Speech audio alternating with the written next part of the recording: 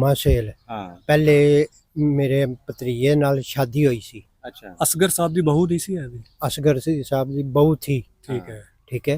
उसके बाद कुछ ऐसे हालात हो गए जिन्हों पंजाबी च कहने के मियाँ दे के जावे फर्जी ते दाल ते घर गोश पक्की होवे हाँ हाँ हाँ हाँ ते यानी कि ਉਹ खतून दा रहन सहन को चलन चाल चलन ठीक नहीं सी। ठीक नहीं सी।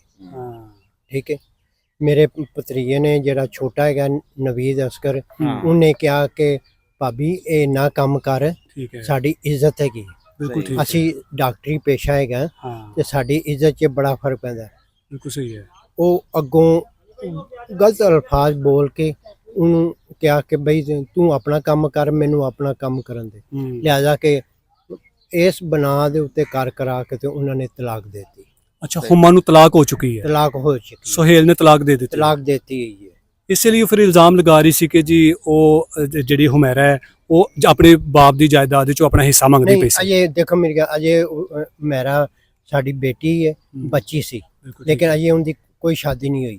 ठीक है। इससे बड़ी बहन हैगी है उसकी भी शादी नहीं हुई। ठीक है। ठीक है। दो भाई हैं दो दो बहनें। बहनें हैं। हाँ ठीक है।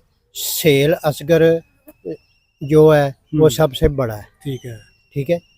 वो उसके बाद श्यामा बीबी है वो बहन है। बहन है बीमार है। अच्छा अच्छा अच्छा। ठीक है।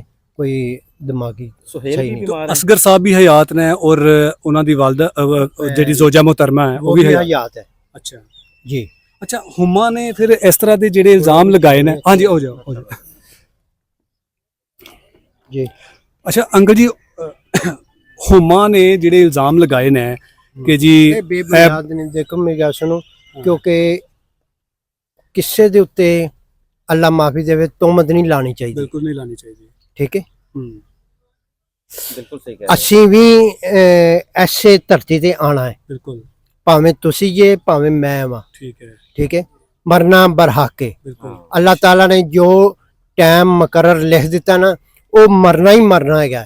ਚਾਹੇ ਇੱਥੇ ਸਾਨੂੰ ਮੌਤ ਆ ਜਾਏ ਭਾਵੇਂ ਅੱਗੇ ਦੋ ਕਦਮ ਚੁੱਕ ਦੇ ਨਾਲ ਹੀ ਸਾਨੂੰ ਮੌਤ ਆ ਜਾਏ। ਅੱਛਾ ਫਿਰ ਹੁਮਾ ਇਸ ਹਾਲਾਤ ਦੇ ਵਿੱਚ ਇਹ ਮੌਕਾ ਨਹੀਂ ਸੀ ਕੋਈ ਗੱਲਾਂ ਕਰਨ ਦਾ ਕਿਸੇ ਵੀ ਕਿਸਮ ਦੀਆਂ।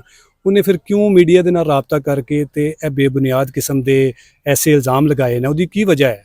ਦਰਅਸਲ ਅੱਜ ਤੋਂ ਕੁਝ ਦੇਰ ਪਹਿਲੇ ਪਿੱਛੇ ਚਲੇ ਜਾਓ ਕਿ ਉਹ ਕਹਿੰਦੇ ਸੀ ਕਿ ਸਾਨੂੰ ਹਿੱਸਾ ਦਿਓ।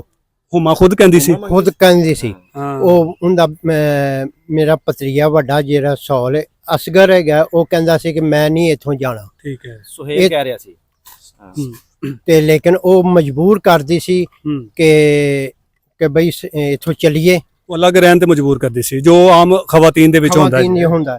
ਉਸ ਤੋਂ ਬਾਅਦ ਜਿਹੜਾ ਮਾਮਲਾਤ ਹੁੰਦੇ ਨੇ ਉਹ ਕਹਿੰਦਾ ਕਿ ਨਹੀਂ ਮੈਂ ਇੱਥੇ ਮਾਂ ਪਿਓ ਦੇ ਕੋਲ ਮੈਂ ਇਹਨੂੰ ਸਕੂਨ ਹੈਗਾ। ਹਾਂ ਠੀਕ ਹੈ। ਠੀਕ ਹੈ। ਲੇਕਿਨ ਤੂੰ ਮੈਨੂੰ ਬਾਹਰ ਕਿਉਂ ਲੈ ਕੇ ਜਾਣਾ ਚਾਹਨੀ? ਬਿਲਕੁਲ ਸਹੀ ਹੈ। ਠੀਕ ਹੈ। ਇੱਕ ਆਲਰੇਡੀ ਮੇਰੇ ਮਾਂ-ਬਾਪ ਨੇ ਕੋਲ ਨੇ ਹਰ ਦੁੱਖ ਦਰਦ ਦੇ ਸ਼ਰੀਕ ਹੈਗੇ ਮੈਂ ਉਹਨਾਂ ਦੇ ਸ਼ਰੀਕ ਹੋਣਾ। ਤੈਨੂੰ ਆਪਣਾ ਬੀਵੀ ਬਣਾ ਕੇ ਮੈਂ ਲਿਆਂਦਾ ਹੈਗਾ ਲੇਕਿਨ ਮੇਰੀ ਪਾਸਦਾਰੀ ਕਰ। ਲੇਕਿਨ ਉਹ ਪਾਸਦਾਰੀ ਬਜਾਏ ਅੱਖਾਂ ਵਹਾਉਂਦੀ ਸੀ। ਅੱਛਾ ਹੁਮਾ ਅੱਖਾਂ ਦਿਖਾਉਂਦੀ ਸੀ। ਅੱਖਾਂ ਦਿਖਾਉਂਦੀ ਸੀ ਜਿੱਥੋਂ ਤੱਕ ਉਹ ਘਰਦਿਆਂ ਦੇ ਬਕੌਲ ਆਪਣਾ ਉਹ ਮਸਾਂਗੇ ਹੁਣ ਝੱਗਾ ਚੁੱਕਾਂਗਾ ਤੇ ਢਿੱਡ ਆਪਣਾ ਨੰਗਾ ਹੋਣਾ ਬਿਲਕੁਲ। ਤੇ ਲੇਕਿਨ ਉਹ ਇਸ ਦੀ ਬਣਾ ਤੇ ਉਹਨਾਂ ਇਹਨੂੰ ਨੇ ਤਲਾਕ ਕਿੰਨਾ ਅਰਸਾ ਹੋਇਆ ਹੋਏ ਦੇ? ਇਹ ਤਕਰੀਬਨ 6-7 ਮਹੀਨੇ ਤਕਰੀਬਨ ਹੋ ਬੱਚੇ ਵੀ ਐਸੀ ਉਹਦੇ? ਬੱਚੇ ਦੋ ਮਾਸ਼ਾਅੱਲਾ ਨੇ। ਇੱਕ ਐਡਾ ਹੀ ਕੋ ਬੱਚੀ ਕੀ ਤੇ ਇੱਕ ਐਡਾ ਕੋ ਬੱਚਾ ਹੈਗਾ। ਉਮਰਾਂ ਦਾ ਮੇਰਾ 13-14 ਸਾਲ ਦੀ ਬੱਚੀ ਕੋਈ 11-12 ਸਾਲ ਦਾ ਬੱਚਾ ਹੈਗਾ। ਤੁਹਾਡੀ ਵੀ ਕਦੀ ਹੁਮੈਰਾ ਦੇ ਨਾਲ ਕੋਈ ਗੱਲਬਾਤ ਹੋਈ ਸੀ ਕੋਈ ਮੁਲਾਕਾਤ ਹੋਈ ਸੀ? ਆਖਰੀ ਦਫਾ ਕੀ ਹੋਈ ਸੀ ਤੇ ਕਿਵੇਂ ਦੀ ਉਹ ਲੜਕੀ ਸੀ? ਮੈਂ ਕਹਿੰਦਾ ਕਿ ਨੇਕ ਬੱਚੀ ਸੀ। ਸਾਡੀਆਂ ਵੀ ਬੇਟੀਆਂ ਨੇ जी जी बिल्कुल ਲੇਕਿਨ ਇੰਨੀ ਨੇਕ ਖਾਤੂਨ ਮੈਂ ਨਹੀਂ ਦੇਖੀ। ਫਿਰ ਇਹ ਕੀ ਵਜ੍ਹਾ ਕਿ ਤੁਹਾਡੇ ਬਾਰੇ ਚ ਤੁਹਾਡੀ ਫੈਮਿਲੀ ਦੇ ਬਾਰੇ ਚ ਕਿਹਾ ਜਾ ਰਿਹਾ ਸੀ ਕਿ ਜਦੋਂ ਅਸੀਂ ਮੌਤ ਦੀ ਇਤਲਾਹ ਦਿੱਤੀ ਤੇ ਘਰਦਿਆਂ ਨੇ ਲਾਸ਼ ਲੈਣ ਤੋਂ ਇਨਕਾਰ ਕਰ ਦਿੱਤਾ ਸੀ? ਨਹੀਂ ਉਹ ਸਿਰਫ ਇੱਕ ਜ਼ਿਹਨੀ ਆਪਸੈਟ ਸੀ। ਮੰਮੀ ਉੱਥੇ ਮੌਜੂਦ ਹੈਗਾ ਸਾ। ਅੱਛਾ ਘਰ ਅਸਗਰ ਸਾਹਿਬ ਦੇ ਕੋਲ ਮੌਜੂਦ ਸੀ ਉਸ ਸਮੇਂ? ਮੌਜੂਦ ਸੀ। ਠੀਕ ਹੈ। ਮੇਰੀ ਭਾਬੀ ਆਪਣਾ ਕੋਲ ਮੈਂ ਮੌਜੂਦ ਸਾਂ। ਸਾਰੇ ਅਸੀਂ ਬੈਠੇ ਸਾਂ।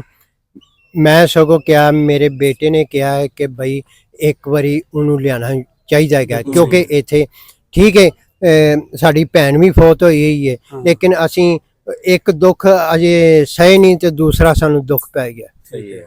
ਅੱਛਾ, ਤੇ ਹੁਮੈਰਾ ਦੇ ਨਾਲ ਫੈਮਿਲੀ ਨੇ ਲਾ ਤਾਲੁਕੀ ਕਦੋਂ ਦੀ ਕੀਤੀ ਹੋਈ ਸੀ? ਰਾਬਤਾ ਕਦੋਂ ਤੋਂ ਉਹਦਾ ਨਾਲ ਮੁਨਕਤਾ ਕੀਤਾ ਸੀ ਕਿੰਦੇ ਨਾਲ ਜੀ? ਹੁਮੈਰਾ ਦੇ ਨਾਲ? ਮੇਰਾ ਦੇ ਨਾਲ ਹੁਮੈਰਾ ਦੇ ਨਾਲ ਇਹ ਹੈਗਾ ਤਕਰੀਬਨ ਮੇਰੀ ਭਾਬੀ ਕਹਿੰਦੀ ਕਿ ਤਕਰੀਬਨ ਸਾਲ ਕੁ ਹੋ ਗਿਆ ਅੰਦਾਜ਼ਨ, ਤੇ ਉਹ ਅਸੀਂ ਕਾਲ ਕੀਤੀ, ਗੱਲਬਾਤ ਹੋਈ ਹੈ, ਲੇਕਿਨ ਆਪਣਾ ਉਸ ਤੋਂ ਬਾਅਦ ਉਹਨੇ ਰਾਬਤਾ ਨਾ ਉਹਨੇ ਕੀਤਾ, ਅਸੀਂ ਸਗੋਂ ਫੋਨ ਕਰਦੇ ਰਹੇ ਹਾਂ, ਲੇਕਿਨ ਸਾਨੂੰ ਆਪਣਾ ਵਾਪਸੀ ਕੋਈ ਰਸਤਾ ਨਹੀਂ ਮਿਲਿਆ। ਅੱਛਾ ਅੰਕਲ ਜੀ, ਇਹ ਦੱਸੋ ਕਿ ਹੁਮੈਰਾ ਦੀ ਜਿਸ ਹਾਲਾਤ ਦੇ ਵਿੱਚ ਡੈੱਡ ਬੋਡੀ ਮਿਲੀ ਹੈ ਜੀ, ਔਰ ਦੱਸਿਆ ਜਾ ਰਿਹਾ ਕਿ ਕੋਈ 6 ਮਹੀਨੇ ਕਹਿ ਰਿਹਾ, ਕੋਈ 9 ਮਹੀਨੇ ਕਹਿ ਰਿਹਾ, ਤੁਸੀਂ ਕੀ ਸਮਝਦੇ ਹੋ ਕਿ ਹੁਮੈਰਾ ਦੀ ਮੌਤ ਤਬੀ ਮੌਤ ਹੈ, ਖੁਦ ਆਪਣੀ ਮੌਤ ਉੱਥੇ ਘਰ ਦੇ ਵਿੱਚ ਉਹ ਹੋਈ ਹੈ, ਜਾਂ ਫਿਰ ਉਹਨੂੰ ਕੋਈ ਕਤਲ ਕੀਤਾ ਗਿਆ? ਦੇਖੋ ਮੇਰੀ ਗੱਲ ਸੁਣ, ਇਹ ਤਾਂ ਮਾਲਕ ਮਕਾਨ ਨੂੰ ਜ਼ਿਆਦਾ ਇਲਮ ਹੈਗਾ, ਕਿਉਂਕਿ ਦੇਖੋ ਮੇਰੀ ਗੱਲ ਸੁਣ, ਮੈਂ ਤੁਹਾਡੇ ਕੋਲ ਹਰ ਮਹੀਨੇ ਦੀ 10 ਤਰੀਕ ਨੂੰ ਆਵਾਂਗਾ ਜਾਂ ਪਹਿਲੀ ਤਰੀਕ ਨੂੰ ਆਵਾਂਗਾ, ਤੇ ਮੈਂ ਕਿਰਾਇਆ ਲੈਣ ਵਾਸਤੇ ਆਣਾ ਹੈ। ਹੋਰ ਬਿਲਕੁਲ ਠੀਕ ਹੈ। ਠੀਕ ਹੈ। ਅੱਛਾ ਚਾਚਾ ਜੀ, ਤੁਹਾਨੂੰ ਕਿਸ ਤਰ੍ਹਾਂ ਇਤਲਾ ਮਿਲੀ ਸੀ ਹੁਮੈਰਾ ਦੀ ਮੌਤ ਵਾਕਿਆ ਹੋ ਗਈ ਹੈ? ਮੈਨੂੰ ਮੇਰੀ ਭਣੇਵੀਂ ਰਹਿੰਦੀ ਇੱਥੇ ਕੱਚੀ ਕੋਠੀ ਹੈਗੀ ਠੋਕਰ ਦੇ ਕੋਲ ਕਰਕੇ, ਉੱਥੇ ਕਰਕੇ ਮੇਰੀ ਭਣੇਵੀਂ ਰਹਿੰਦੀ, ਤੇ ਉਹ ਛੋਟੀ ਭਣੇਵੀਂ ਨੇ ਮੈਨੂੰ ਫੋਨ ਕੀਤਾ, ਮਾਮੂ ਜੀ ਇਹ ਗੱਲ ਹੈਗੀ ਹੈ, ਤੇ ਉਹ ਜਿਹੜਾ ਸਾਡਾ ਰਿਸ਼ਤੇਦਾਰ ਹੈ ਨਾ, ਉਹ ਮੀਡੀਆ 'ਚ ਹੀ ਲੱਗਾ ਆ, ਤੇ ਉਹਨੇ ਉਹਨੂੰ ਘਰ ਆ ਕੇ ਦੱਸਿਆ, ਉਹਨੇ ਕਿਹਾ ਕਿ ਮਾਮੂ ਨਾਲ ਤੂੰ ਪਹਿਲੇ ਤਸਦੀਕ ਕਰ, ਵਾਕਿਆ ਇਹ ਸਹੀ ਹੈ ਕਿ ਗੱਲਬਾਤ ਕਿ ਨਹੀਂ ਹੈਗੀ ਕਿ ਕਿਸੇ ਨੇ ਅਫਵਾਹ ਉਡਵਾਈ ਹੈ। ਅੱਛਾ ਅੰਕਲ ਜੀ, ਤੁਸੀਂ ਹੁਣ ਕੀ ਚਾਹੁੰਦੇ ਹੋ ਕਿ ਤਹਿਕੀਕਾਤ ਪੂਰੀ ਹੋਣੀ ਚਾਹੀਦੀ ਹੈ, ਪਤਾ ਲੱਗਣਾ ਚਾਹੀਦਾ ਹੈ ਕਿ ਹੁਮੈਰਾ ਦੀ ਮੌਤ ਕਿਵੇਂ ਹੋਈ ਸੀ, ਕਸੂਰਵਾਰ ਕੌਣ ਹੈ, ਕੌਣ ਉਹਨੂੰ ਤੰਗ ਕਰਦਾ ਪਿਆ ਸੀ, ਉਹਦੀ ਜ਼ਿੰਦਗੀ ਦੇ ਵਿੱਚ ਕੀ ਮਾਮਲਾਤ ਚੱਲਦੇ ਪਏ ਸੀ? ਦੇਖੋ ਅੱਜ ਤੱਕ ਸਾਨੂੰ ਇਹ ਨਹੀਂ ਮਿਲੀ ਕਿ ਸਾਨੂੰ ਕੌਣ ਤੰਗ ਕਰਦਾ ਕੌਣ ਨਹੀਂ ਕਰਦਾ। ਇੱਥੇ ਆਂਦੀ ਸੀ ਅਲਹਮਦੁਲਿਲਾ, ਯਤੀਮਖਾਨੇ ਦੇ ਜਿਹੜੇ ਬੱਚੇ ਨੇ ਉਹਨਾਂ ਨੂੰ ਆਪਣਾ ਕੱਪੜੇ ਦੇ ਕੇ ਜਾਂਦੀ ਸੀ, ਪੈਸੇ ਦੇ ਕੇ ਜਾਂਦੀ ਸੀ, ਬੜਾ ਕੁਛ ਉਹ ਕਰਦੀ ਸੀ। ਔਰ ਅਲਹਮਦੁਲਿਲਾ ਜਿਹੜੇ ਮੇਰੇ ਭਰਾ ਨੇ ਉਹ ਵੀ ਐਸੇ ਹੀ ਲੈਣ ਤੇ ਨੇ, ਅੱਲਾ ਦੀ ਰਹਿਮਤ ਤੇ। ਔਰ ਇਹ ਜਿਹੜੇ ਕਬਰ ਦੇ ਇੰਤਜ਼ਾਮਾਤ ਕੀਤੇ ਜਾ ਰਹੇ ਨੇ, ਇਹ ਤੁਸੀਂ ਕਰਵਾ ਰਹੇ ਹੋ ਕਿ ਹੁਮੈਰਾ ਦੇ ਵਾਲਿਦ ਸਾਹਿਬ ਕਰਵਾ ਰਹੇ ਨੇ? ਇਹ ਅੱਲਾ ਕਰਵਾ ਰਿਹਾ ਜੀ। ਹਾਂਜੀ ਠੀਕ ਹੈ। ਚਾਹੇ ਮੈਂ ਕਰ ਦੇਵਾਂ ਜਾਂ ਤੁਸੀਂ ਕਰ ਦਿਓ ਜਾਂ ਹੋਰ ਕੋਈ ਭਰਾ ਕਰ ਦਿਓ, ਕਿਉਂਕਿ ਅੱਜ ਅਸੀਂ ਕਿਸੇ ਦੀ ਤਰਸੀਨ ਕਰਾਂਗੇ ਨਾ, ਕੱਲ ਕੋਈ ਸਾਡੀ ਕਰੇਗਾ। ਯਾਨੀ ਕਿ ਤੁਸੀਂ ਆਪਣੀ ਇਸ ਬੱਚੀ ਨੂੰ ਇੱਜ਼ਤ ਦੇ ਨਾਲ ਇਸ ਦੁਨੀਆ ਤੋਂ ਰੁਖਸਤ ਕਰਨਾ ਚਾਹ ਰਹੇ ਹੋ, ਕਿਸੇ ਕਿਸਮ ਦਾ ਕੋਈ ਗਿਲਾ ਸ਼ਿਕਵਾ ਨਹੀਂ ਹੈ? ਕੋਈ ਗਿਲਾ ਸ਼ਿਕਵਾ ਨਹੀਂ ਗਿਆ। ਅਸੀਂ ਤੇ ਸਾਡੇ ਭੈਣ ਭਰਾ ਕੋਈ ਵੀ ਹੈ ਨਾ, ਅਸੀਂ ਕਿਸੇ ਸ਼ਿਕਵਾ ਗਿਲਾ ਨਹੀਂ ਕਰਦੇ। ਠੀਕ ਹੈ। ਤੇ ਜਿਨ੍ਹਾਂ ਲੋਕਾਂ ਨੇ ਤੁਹਾਡੇ ਤੇ ਤਨਕੀਦ ਕੀਤੀ ਹੈ ਉਹਨਾਂ ਨੂੰ ਕੀ ਕਹੋਗੇ? ਉਹਨਾਂ ਦਾ ਅੱਲਾ ਭਲਾ ਕਰੇ, ਅਸੀਂ ਤੇ ਇਹੀ ਕਹਿ ਸਕਦੇ। ਅੱਲਾ ਉਹਨੂੰ ਰਾਹ ਰਾਸ ਦੀ हदायत देवे। बहुत शुक्रिया जी। नाज़रीन, ये हुमैरा असगर के चाचू थे जो इस वक्त कब्रिस्तान में अपनी मरहूमा भतीजी की कब्र की तैयारियों में मसरूफ़ थे, और उन्होंने आगे बड़ा तफसीलन बताया कि इन पर या फिर इनके जो बाकी फैमिली पर जो इल्ज़ामात लगाए जा रहे थे उनमें किसी किस्म की कोई सदाकत नहीं है।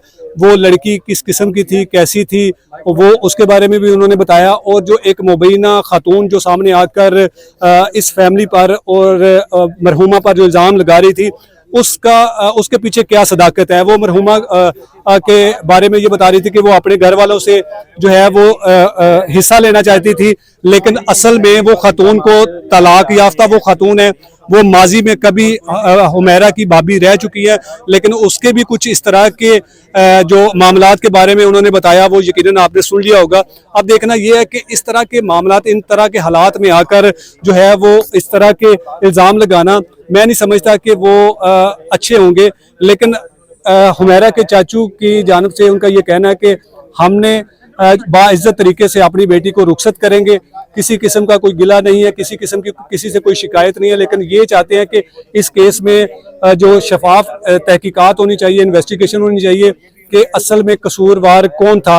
ये आप देख सकते हैं कि जो हुमैरा असगर की जो आखिरी आरामगाह वो तकरीबन तैयार कर ली गई है, और उसके बाद जो है वो थोड़ी देर बाद नमाज जनाजा अदा किया जाएगा। जैसे ही हुमैरा की जो मैयत है वो लाहौर पहुंचती है, फिर उसके बाद जो तदफीन का अमल है वो किया जाएगा। ये नाज़रीन अब तक की अहम डेवलपमेंट थी इस केस के बारे में। मज़ीद इस हवाले से आपको मज़ीद आगाह करेंगे, तब तक के लिए अल्लाह ने के बाद।